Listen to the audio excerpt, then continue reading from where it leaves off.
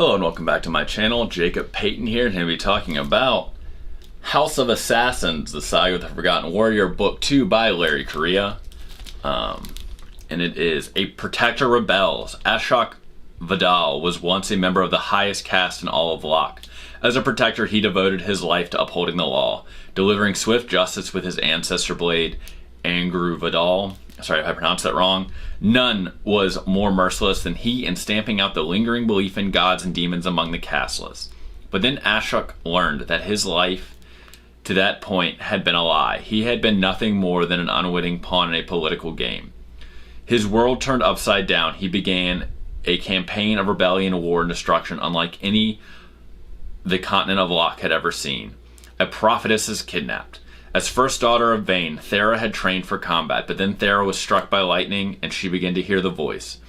Now a reluctant prophet with the power to see into the future, she fought alongside Ashok Vidal and his Sons of the Black Sword until a shape-shifting wizard with his designs on her power spirited her away. He holds her prisoner in the House of Assassins. Ashok Vidal marches to rescue Thera, but it seems Ashok may be caught in a game played by gods for the fate of the world itself. If the gods do exist, Ashok has warned them. Stay out of the way. The gods would do well to listen. ... So this is the sequel to the first Forgotten Warrior book, and I'll be honest, I did like it a lot at first.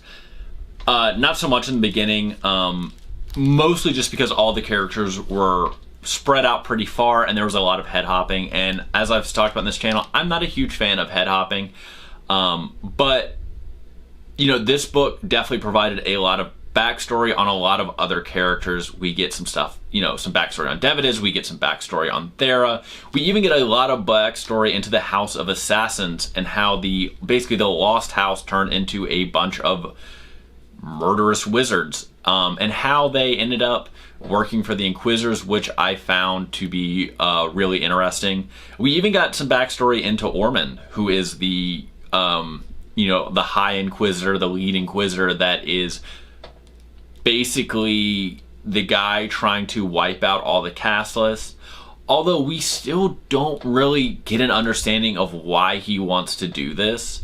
You know, I do understand that it is a massive power play and that he is going to basically use the annihilation of the casteless to change the law itself, but I'm still kind of interested in what his plans are other than just to wipe out the ancestors of Romulan. It's going to be kind of interesting because I do believe that, you know, I am led to believe so far that there is a bigger, deeper motive here. I'm wondering if it's kind of one of those things where if all of the servant class, essentially, that all of the other classes and castes depend on are gone, then it is going to shake up the very foundations of their society, which I could, you know, very much see. They do kind of all depend on the labor, this basically like unpaid labor force that just exists. So I kind of wonder if part of that's, you know, being played out. We definitely do see Devidas's ambition kind of start to get the better of him in this book. And I thought that was kind of interesting because he is a character I like, and as the High Lord Protector now, you know, I think part of me very much still wanted to somehow see him and Ashok come back together, but after some backstory and some stuff in this book, I don't think that's going to be possible anymore, or at least I don't think that's where the author's going to go with this. So while I am kind of sad about that, that does mean we're going to get a really epic fight in one of these books between Ashok and Devidas, who are possibly the two greatest swordsmen in this world. So that is going to be outstanding. I didn't hate the House of Assassins.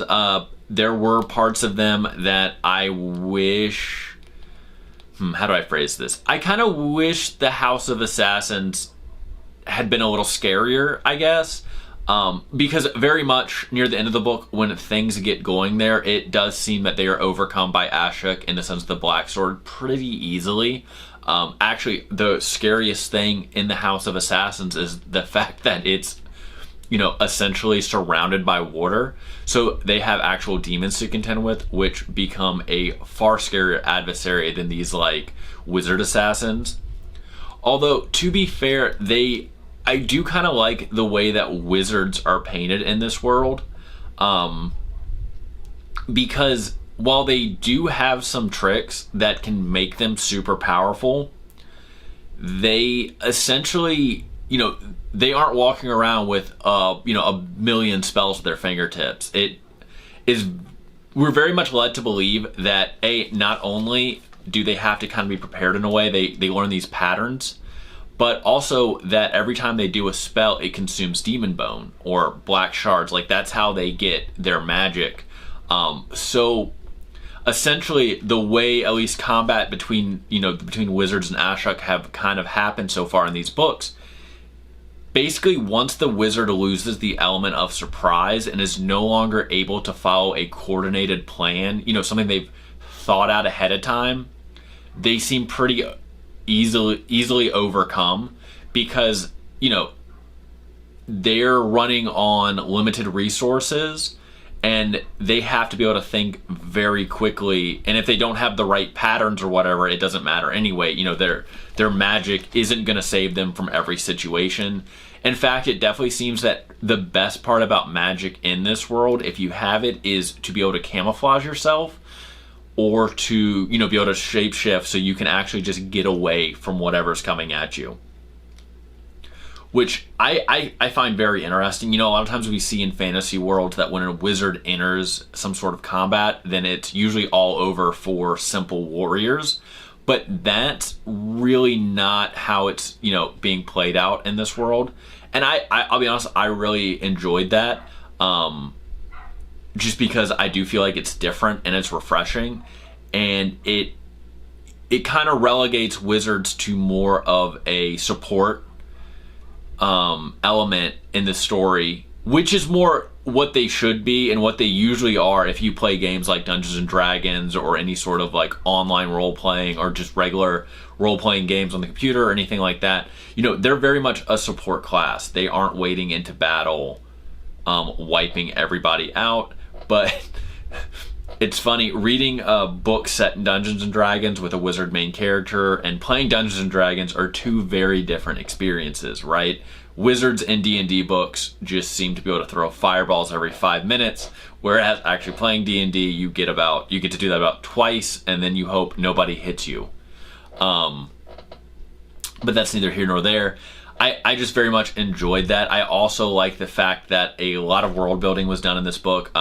Actually, I'll be honest, a lot of this book kind of felt like world building at times, but I like that. I still feel like this whole world is very different than, the typical fantasy.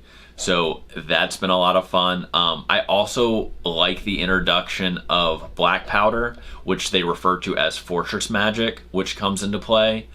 I am curious to see where that's going to go. I do know that Larry Correia is a pretty big gun guy, so I'm sure that's going to be used in a pretty creative way.